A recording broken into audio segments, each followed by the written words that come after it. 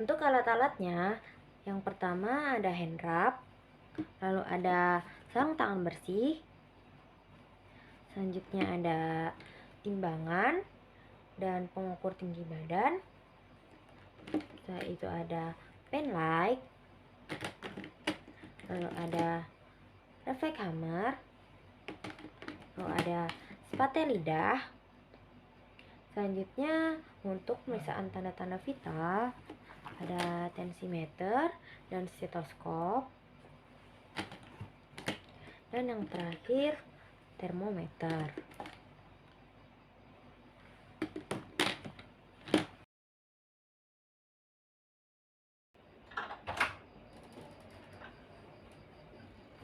Assalamualaikum Kak. Waalaikumsalam. Halo, selamat pagi Kak. Pagi. Perkenalkan, saya Nasnurul Madinah yang bertugas di ruangan ini dari pukul 7 hingga jam 12 siang nanti. Boleh Kakak sebutkan nama dan tanggal lahirnya?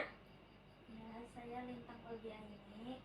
Tanggal lahir 30 Mei 2002. Oke, baik. Saya izin melihat gelang pasiennya ya.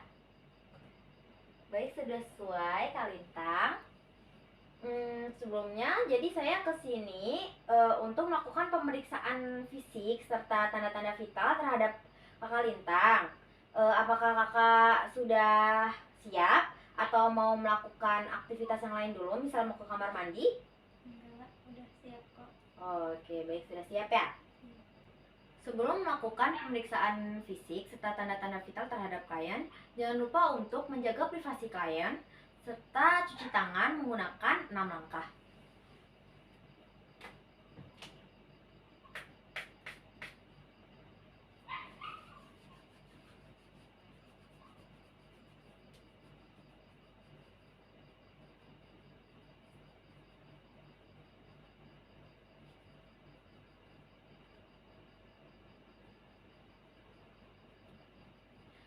Setelah itu, gunakan sarung tangan bersih.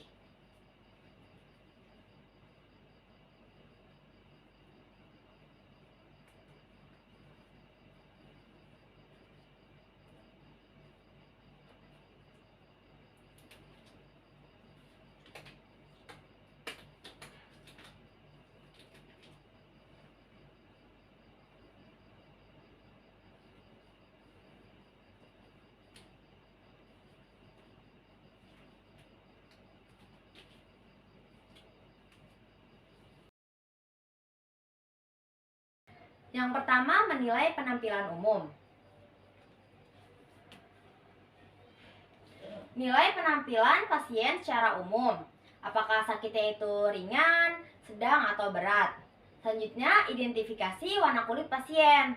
Apakah kulit pasien itu pucat atau kebiruan. Setelah itu, ukur tinggi badan pasien serta postur tubuh pasien. Apakah tegak, bungkuk, atau mengalami gangguan tulang belakang lainnya. Selanjutnya, ukur juga berat badan pasien serta lihat bentuk tubuh pasien, apakah kurus, gemuk, atau sedang. Setelah itu, identifikasi ekspresi wajah dan cara berbicara pasien. Apakah ada tanda-tanda stres atau apakah pasien terlihat senang. Setelah itu, identifikasi cara berjalan serta keseimbangan pasien. Setelah itu, identifikasi Setelah itu, identifikasi cara berpakaian serta berhias pasien. Dan yang terakhir, identifikasi penampilan pasien secara umum mengenai kebersihan. Apakah terdapat bau badan atau tidak. Selanjutnya, pemeriksaan kulit. Inspeksi warna kulit pasien. Apakah warnanya pucat atau jaundice atau berwarna kekuningan, atau apakah terdapat hiperpigmentasi kulit atau ada bercak pada kulit pasien. Setelah itu, inspeksi apakah apakah terdapat lesi atau tidak. Jika ada, kaji lokasi, bentuk, ukuran, tipe, serta kondisi lesi. Selanjutnya, palpasi kulit pasien. Selanjutnya, palpasi kulit pasien. Bagaimana kelembapannya, lalu bagaimana suhunya, apakah terasa dingin, normal, atau panas. Selanjutnya, tekstur kulit pasien, apakah kasar atau lembut. Yang terakhir, cek tugur kulit pasien. Yang terakhir, cek tugur kulit pasien atau elastisitas kulit pasien dengan cara menyubit kulit pasien yang datar, misal pada punggung tangan, cubit secara perlahan. Setelah itu lepaskan dan hitung kecepatan kulit pasien kembali ke keadaan normal. Misal pada pasien kecepatannya hanya 1 detik, berarti tandanya tugur pasien itu normal. Bila kecepatannya lebih dari 3 detik, maka tandanya tugur kulit pasien itu menurun, biasanya disebabkan oleh dehidrasi. Selanjutnya, pemeriksaan kuku. Inspeksi warna kuku pasien. Lalu bentuk kuku pasien. Apakah terdapat clubbing finger? Clubbing finger adalah pembekakan pada ujung jari atau kuku pasien. Biasanya menandakan adanya kelainan jantung. Lalu selanjutnya, palpasi bentuk kuku pasien. Dan hitung pengisian waktu kapiler atau capillary refill time (CRT) dengan cara mencubit ujung kuku pasien hingga warnanya berubah menjadi putih. Setelah itu lepas dan hitung kecepatan warnanya kembali normal. Tadi kecepatannya 1 detik, berarti CRT-nya normal. Jika kecepatannya itu lebih dari 3 detik, tandanya CRT-nya itu menurun. Selanjutnya, pemeriksaan kepala. Inspeksi bentuk wajah klien, apakah dia simetris atau tidak. Lalu selanjutnya, inspeksi apakah terdapat benjolan atau tidak, apakah terdapat lesi atau tidak. Setelah itu, inspeksi rambut klien, bagaimana distribusinya atau penyebarannya, warnanya, lalu teksturnya apakah kasar atau lembut. Lalu yang terakhir, bagaimana kebersihan rambut klien, apakah terdapat ketombe atau kutu atau tidak. Selanjutnya, palpasi kulit kepala pasien. Apakah terdapat benjolan atau tidak, apakah terdapat faktur atau deformitas, biasanya akan teraba di kulit kepala pasien. Selanjutnya, pemeriksaan mata. Pertama, inspeksi mata klien, bagaimana bentuknya, apakah simetris antara kanan dan kiri. Setelah itu, inspeksi kelopak mata klien, apakah terdapat lingkar mata, apakah terdapat lesi atau tidak, apakah terdapat edema atau tidak. Lalu selanjutnya, inspeksi bulu mata serta alis klien, bagaimana penyebarannya, seperti itu. Selanjutnya, inspeksi konjungtiva mata klien dengan cara menarik bagian bawah mata klien. Apakah konjungtivanya ini anemis atau tidak. Anemis itu biasanya warnanya berwarna pucat. Lalu setelah itu, inspeksi sklera mata pasien, apakah putih atau ikterik atau terlihat keruh dan kekuningan. Selanjutnya, inspeksi pupil pasien, bagaimana bentuknya, apakah simetris atau tidak antara pupil kanan dan pupil kiri. Lalu inspeksi ukurannya, biasanya pupil yang normal itu ukurannya 3-5 mm. Selanjutnya, cek refleks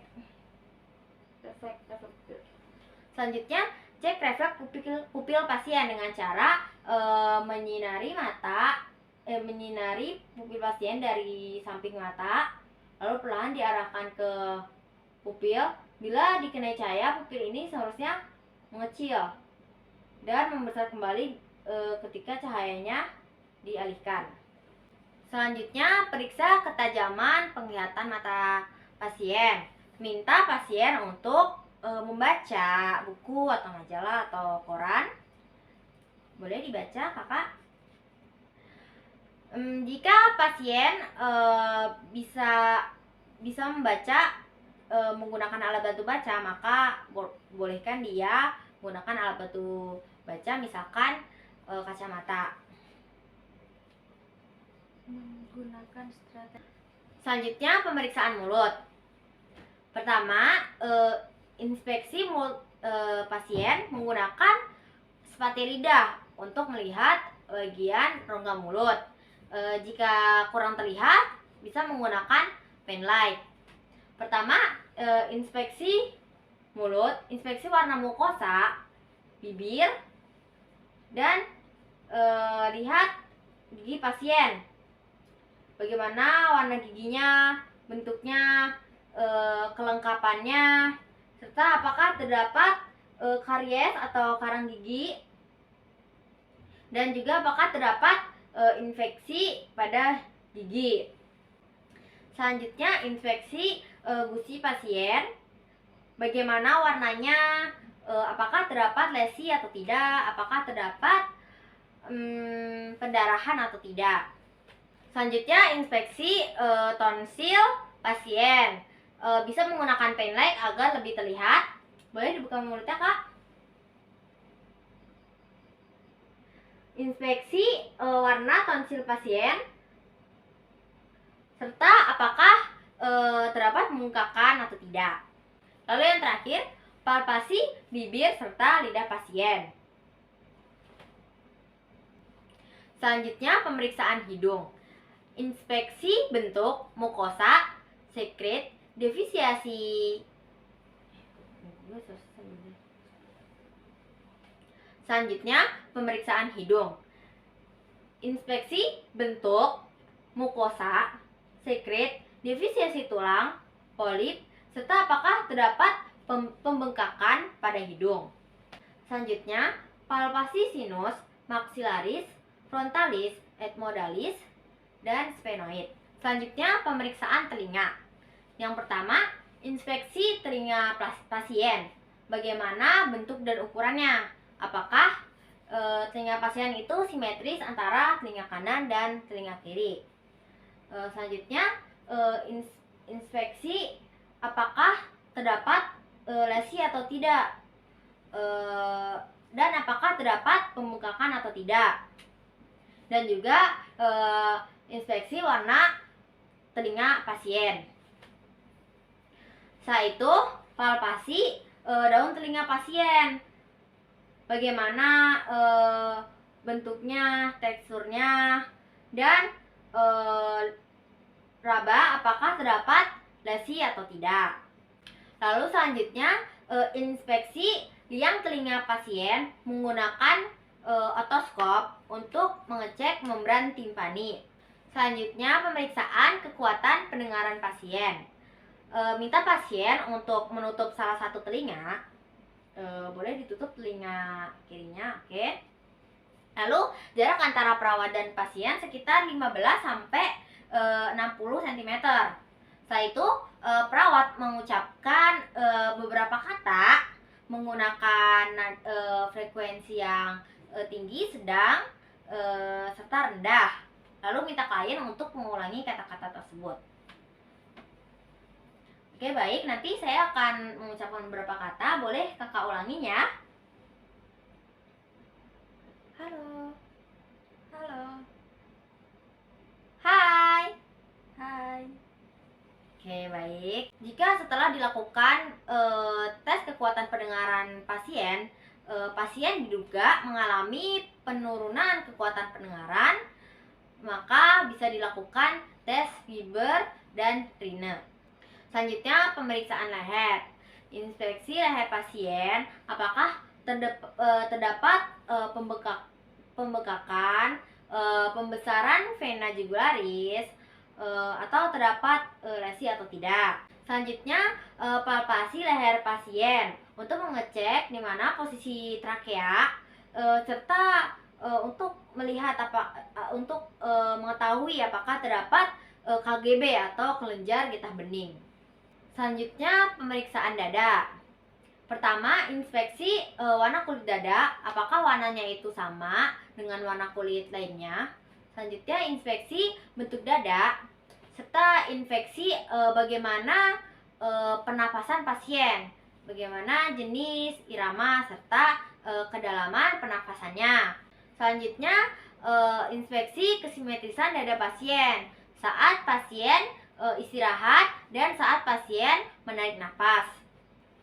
Selanjutnya, inspeksi dada. Apakah ada atau tidaknya penapasan cuping hidung? Pernapasan cuping hidung itu biasanya pada pasien yang mengalami sesak napas. Selanjutnya, konfigurasi dinding dada.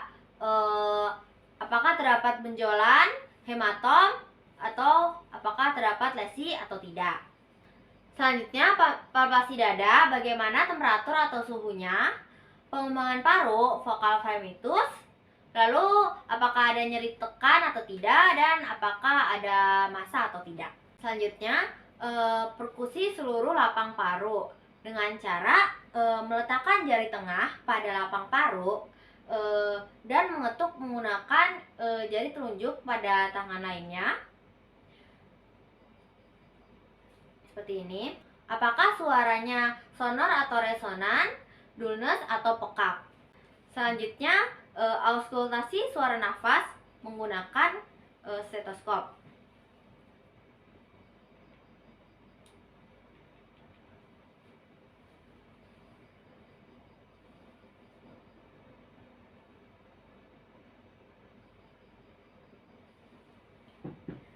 Apakah suara nafasnya itu normal, yaitu vesikular, ataukah suara nafasnya itu abnormal, yaitu rochy, wheezing, chercus, stridor, friction, dan rap. Selanjutnya, pemeriksaan jantung. Pertama, palpasi ictus cordis atau denyut jantung yang terlihat di dinding dada. Setelah itu, perkusi dada untuk mengkaji adanya pembesaran jantung. Selanjutnya, auskultasi menggunakan stetoskop untuk mendengar irama jantung, suara jantung pada setiap katup, yaitu aorta, pulmonal, trikuspid, dan mitral. Ya, Kak.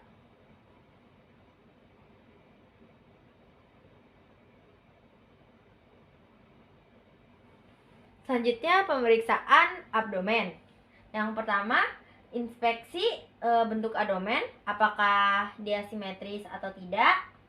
Lalu inspeksi adanya pelebaran pembuluh darah serta bentuk umbilikus.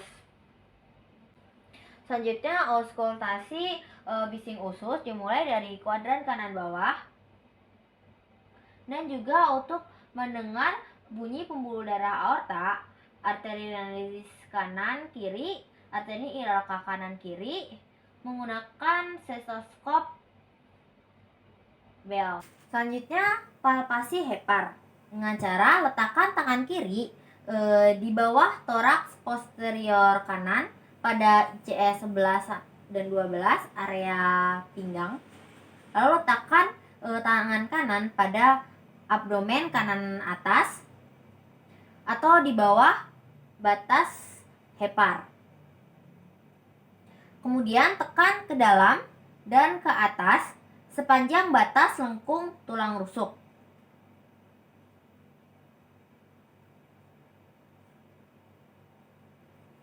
Normalnya, hepar tidak teraba. Selanjutnya, pemeriksaan ekstremitas bawah. Pertama, inspeksi warna kulit. Lalu, apakah ada atau tidaknya lesi dan pembengkakan. Selanjutnya, palpasi ekstremitas bawah pasien. Bagaimana temperaturnya? Apakah suhunya itu dingin, normal, atau panas? Dan palpasi apakah terdapat edema atau lesi. Selanjutnya, ukur kekuatan otot kaki pasien. Boleh diangkat kaki kanannya, Kak? Diangkat, bisa. Oke, boleh diturunkan lagi kaki kirinya. Bisa ditekuk kakinya. Oke. Boleh diturunkan lagi.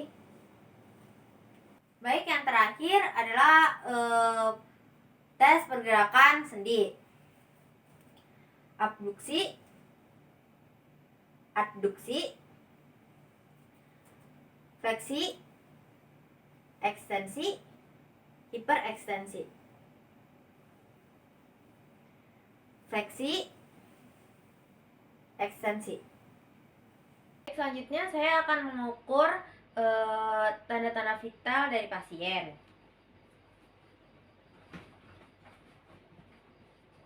Pertama, saya akan mengukur tekanan darah menggunakan tensimeter dan stetoskop. Pertama, hindarkan area pengukuran dari pakaian. Setelah itu, pasang tensimeter di lengan atas pasien.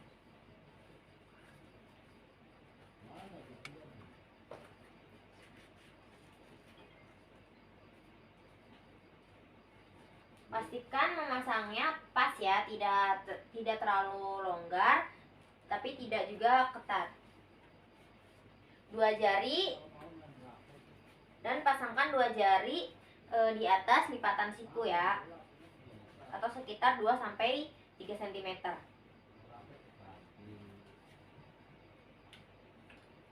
Dan juga pastikan tidak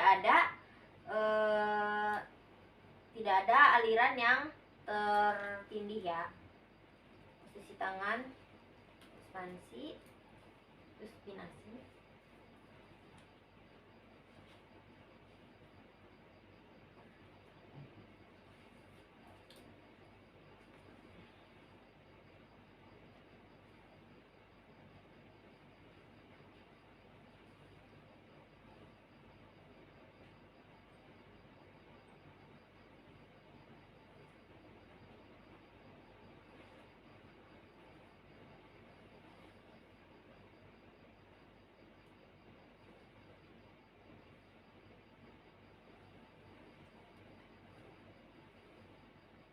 Pertama, cari area nadi brachialis dengan cara meraba menggunakan tangan hingga terasa denyut yang paling terasa.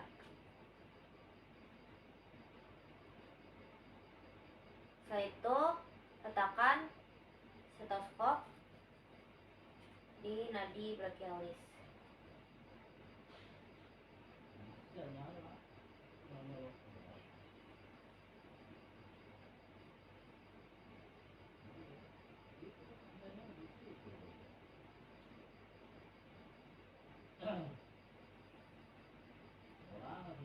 Lalu gunakan tangan kiri untuk meraba nadi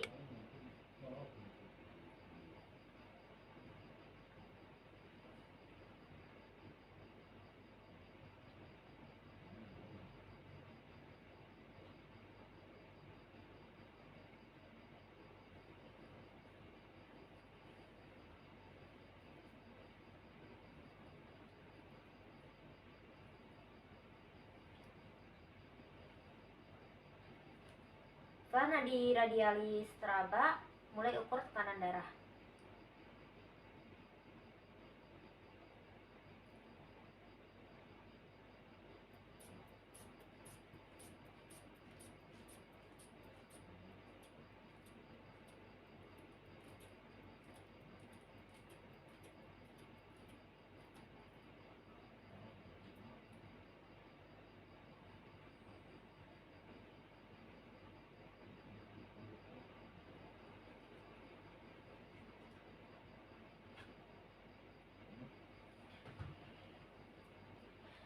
Setelah diukur, ternyata tekanan darah pasien berada di angka 110/60 mmHg.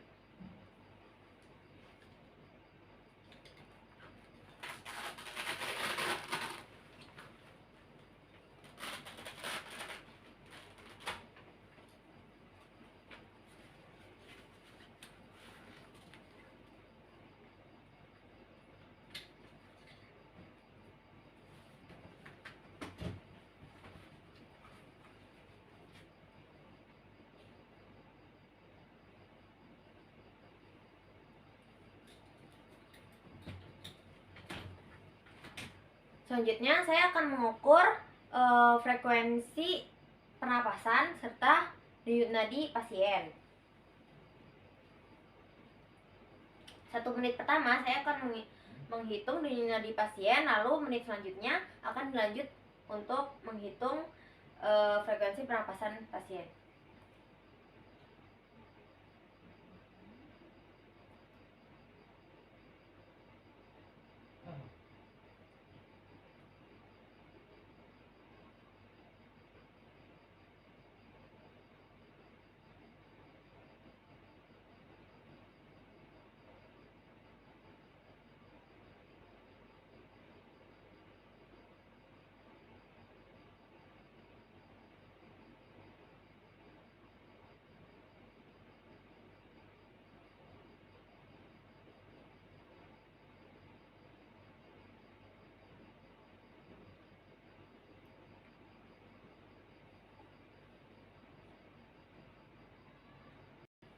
Baik, setelah dilakukan pengukuran denyut nadi serta frekuensi pernafasan pasien, didapatkan denyut nadi pasien berada di angka 69 kali per menit dan frekuensi pernafasannya 18 kali per menit. Selanjutnya saya akan melakukan pengukuran suhu tubuh.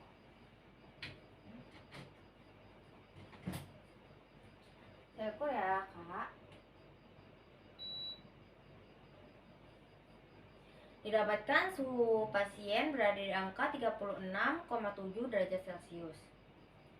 Setelah kita selesai melakukan pemeriksaan fisik serta tanda-tanda vital pasien, jangan lupa untuk merapikan alat.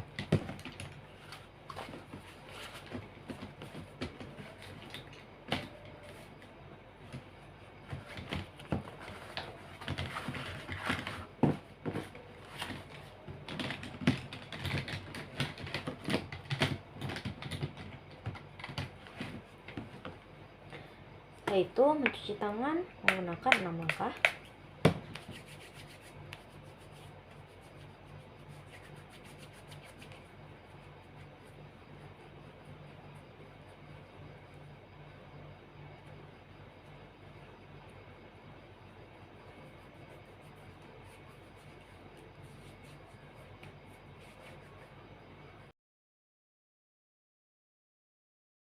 Evaluasi respon klien, serta dokumentasikan tindakan.